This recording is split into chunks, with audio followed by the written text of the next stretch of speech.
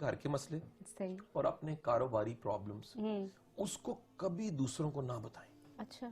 और रेलिवेंट बंदे को बताएं, यानी शेयरिंग करनी है तो देखें ये इससे शेयरिंग करनी भी है कि नहीं है, सही, इसका क्या ताल्लुक है मेरे घर के मसलों के साथ। अच्छा। मेरे एक बड़े अच्छे बुजुर्ग हैं और अल्लाह ताला उन्हें लंबी जिंदगी दे, तो मैं एक दफा मिलने चला गया, मेरे को दोस्त थे साथ, तो वो मेरे दोस्त मशवरा लेना चाह रहे थे, तो उन्होंने मशवरा दे दिया।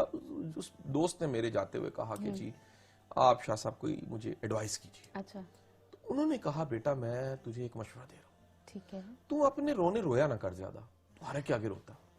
अच्छा, मैं बड़ा मुस्कुराया कि ये मुझे पता है कि है ऐसे ही, नहीं ज्यादा बात नहीं की, लेकिन उन्होंने असेस कर लिया सी बात कि जिस तरह आप को खांसी हो तो खांसी छुप नहीं सकती, फ्लू हो छुप नहीं सकता, बुखार हो तो चेहरे मोरे से पता, थकावट चेहरे मोरे से, इस तरह बाज लोगों को ये पता लग जाता है कि यार ये खामी के साथ चल रहा है। और वो खामी क्या है कि अपने मसलों को, अपने घर के इश्यूज को, अपने कारोबारी नुकसानात को, अपने कारोबारी प्रॉब्लम्स को अपनी टीम के अक्सर वो गिले शिकवे ऐसी जगह पे करता है, शिकायतें ऐसी जगह पे करता है जहां करनी नहीं चाहिए। उसकी वजह उसने बड़ी मजेदार बताई है चाणक्य ने। वो कहता है जब आप ये बातें करते हैं इन रेलेवेंट लोगों से तो आपका इंप्रेशन जो सा वो खराब हो जाता है, यानी लोग आपको कोई काबिल इंसान और अच्छा इंसान नहीं मानते, वो कहते हैं यार ये तो मसलों में घिरा हुआ इंसान, नाकाम इंसान है। हम तरस खाने के लिए भी कहते हैं ना कि हम पे कोई तरस खाए, कोई सिंपैथीज ले लेते हैं। हम बात कर रहे थे तारीख के अनमोल सबक के हवाले से और हम 7वें पॉइंट पे थे, 8वें पॉइंट की तरफ जाएंगे। शाह जी 8वां पॉइंट क्या है हमारे पास? पॉइंट वो ये है कि आपको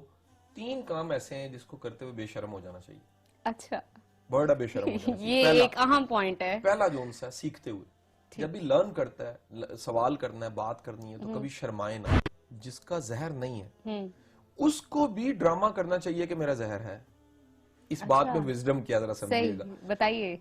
लोग आपके इंप्रेशन से चलते हैं, अगर आपके इंप्रेशन कायम रहे ना, भरम जिसे कहते हैं, वो बाज लोग बोलते हैं ना तो बोलते पता लगता है नालायक है। बाज लोग जो उनसे है ना, वो जब मामला उनके साथ पड़ता है, वास्ता पड़ता है ना, बातचीत आप थोड़ा सा टाइम गुजारे, पता लगता है यार डफर सा इंसान है।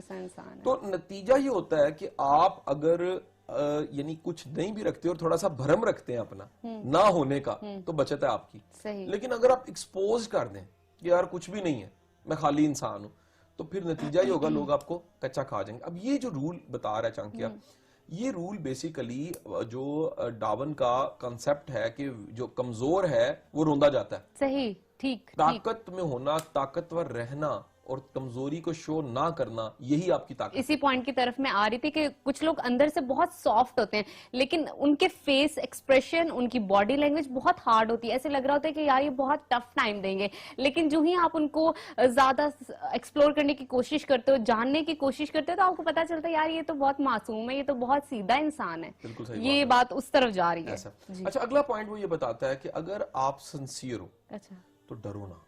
ठीक है, यानी आपका मुखलस होना, सिंसियर होना, कमिटेड होना अगर है तो आपको डरने की कोई जरूरत नहीं। डरने की जरूरत डरना उसको चाहिए जिसके यानी कि अंदर कोई फॉल्ट है, सही, जिसकी बदनीति है, जिसकी नीयत बुरी है, उसको डरना चाहिए। अगर आप कमजोर हो, मिसाल है हालात अच्छे नहीं है, मसाइल बड़े हैं, स्ट्रगलर हो, लेकिन सच्चे हो, आपको डरना नहीं चाहिए। डरना नहीं आपको चाहिए, डट के काम करना चाहिए। डट के काम करना चाहिए और लगे रहना चाहिए उस दौड़ के अंदर जिस स्ट्रगल में आप लगे हुए हैं। अच्छा, नेक्स्ट जो पॉइंट वो बताता है वो ये बताता है कि इंसान को कुछ चीजों पे हमेशा राजी रहना चाहिए। एक, पूरी कोशिश के बाद जो माल मिल गया, नतीजा, उस पे राजी रहना चाहिए। अपनी बीवी बच्चों से राजी रहना चाहिए, ठीक, हर सूरत हाल में कुछ भी हो गया। उसके बाद अगला राजी रहने वाला नुक्ता ये है कि जो हालात, वसाइल, किस्मत, तकदीर मिली है उस पे राजी जरूर रहना चाहिए। अच्छा, अगर आप इनका रोना रोते रहते हैं और इनको बहुत ज्यादा ठीक करने की कोशिश करते रहते हैं तो ये ठीक होने की बजाय खराब होने लग पड़ते हैं। सो कबूल करना, एक्सेप्टेंस, पूरी कोशिश के बाद ये कबूल करना भी अकलमंदी है। अच्छा शाह जी, ये है कि आपके नसीब में जो लिखा हुआ है वो आपको मिलना ही मिलना है, तो फिर स्ट्रगल का, कोशिश का आंसर कहाँ पर आता है? लोग कहते हैं कि ठीक है जो चीज मिली हुई है या नसीब में लिखी वो तो आनी ही आनी, तो फिर कोशिश कहाँ गई? हम कोशिश क्यों करें? अच्छा देखिए, कोशिश जो सी है वो इसलिए है कि हुक्म है कोशिश का। कोशिश हमारे दायरा इख्तियार में आती है। नजफ 2 दायरे, एक इख्तियार का दायरा है, एक इख्तियार से बाहर का दायरा है। इख्तियार के दायरे में रहते हुए कोशिश जरूर करनी चाहिए। अगला पॉइंट बड़ा मजेदार बताता है, वो कहता है जी बैलगाड़ी है ना, उससे 5 हाथ दूर रहे। अच्छा, 5 हाथ दूर रहे। घोड़ा है ना, उससे 10 हाथ दूर रहे। हाथी है, उससे 100 हाथ दूर रहे। लेकिन अगर कोई बंदा चालाक, शैतान है, नेगेटिव है, उससे 100 कोस 200 कोस दूर है। वजह क्या है? 100 कोस दूर रहने की वजह ये है कि वो आपको नुकसान पहुंचा देगा। यानी हाथी है तो वो रोंदेगा, घोड़ा है तो टांग मार देगा, और बैल है तो वो शायद सींग मार दे। लेकिन अगर बंदा शैतान है कोई, तो उससे जितना हो सकता है दूर से दूर रहें, क्योंकि उसके पास रहने से उससे शर जरूर मिलना है, क्योंकि वो अपनी पूरी ताकत लगा देगा आपको मारने के लिए अगर शर है उसमें। अच्छा, एक पॉइंट अगला जो बताता है वो कहते हैं कि जी जो फूल है ना, फूल की सिफ्त ये होती है कि अगर वो मिट्टी में मिले तो मिट्टी में से खुशबू आने लग पड़ती है। अच्छा। लेकिन जो मिट्टी है ना, वो फूल का, यानी फूल को अगर उस पर गिराई भी जाए तो वो उड़ जाती है, धुल जाती है, फूल फूल ही रहता है। ये वो समझाता ये है कि जो खूबियां है ना वो मिट नहीं सकती। खूबियां जो सी वो कायम रहती हैं। यानी फूल पे मिट्टी पड़ने के बावजूद भी फूल फूल ही रहा, मिट्टी हट गई, मिट्टी में अगर फूल मिला है तो मिट्टी से भी खुशबू आने लग पड़ी। यानी आपकी खूबियां, आपकी क्वालिटीज जो सी हैं वो कहीं ना कहीं आपको कायम दायम रखती हैं। मतलब लोग आपको जितना मर्जी बुरा कहने की कोशिश करें या बुरा इम्पैक्ट आपका दूसरों को दिखाएं, लेकिन जो आपकी खूबी है वो आप ही की खूबी है। 100%। एक पॉइंट बड़ा मजेदार है जी, मैं उसको जरूर हाईलाइट करना चाहूंगा। मैंने ऐसे बड़े लोग देखे,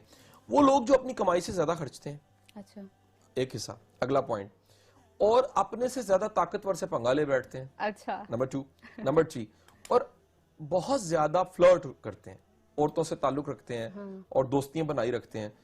पॉइंट ये है, उन्हें तबाही से कोई बचा नहीं सकता। चाणक्य का नुक्ता देखें कितना जबरदस्त है। वो लोग जो अपनी कमाई से ज्यादा खर्चते हैं, ठीक है, नंबर 1। नंबर 2, वो कहता है जी अपने से ज्यादा ताकतवर का पंगा ले बैठते हैं। मतलब तकदीर ही है, हमसे तो ताकतवर ही है ना, अल्लाह का निजाम है, हम ज्यादा ताकतवर है। और तीसरा ये कि वो औरतों से ताल्लुकात रखते हैं, बहुत सी उनकी फ्रेंड्स होती हैं, खवातीन के साथ स्पेशली या मर्दों के साथ है, मर्दों के लिए बेसिकली ये पॉइंट, उनकी तबाही को कोई रोक नहीं सकता। यानी उनका जवाल आता ही आता है। सही, दुरुस्त जी। अच्छा, इसके बाद एक पॉइंट जो उनसा है ना, वो ये है कि अगर आप अपनी गरीबी पे भी राजी है ना, तो आप बादशाह हैं, आपको वो खरीद नहीं सकता। क्योंकि आप सूखी रोटी पानी के प्याले पे भी अगर इत्तेफाक किया है, सुकून से है, आपको कौन खरीदेगा? खरीदेगा तब जब आपकी ख्वाहिश होगी। यानी अपनी ख्वाहिशों को हमेशा कंट्रोल करना चाहिए, और ख्वाहिशों की हकीकत देखनी चाहिए कि अगर नहीं भी पूरी होंगी तो क्या फर्क पड़ेगा। कहीं हमारी ख्वाहिशें जो सी हैं वो सिर्फ दिखावा तो नहीं, ठीक दिखाने के लिए नहीं। ख्वाहिशों को कंट्रोल करने वाला बंदा रुस्वा नहीं होता। अच्छा, वीडियो के नीचे सब्सक्राइब के बटन पे क्लिक करें, बेल के आइकॉन पे क्लिक कीजिए ताकि हर नई वीडियो की नोटिफिकेशन आपको मिल जाए, और थम्स अप का बटन दबाकर इस वीडियो को लाइक करें।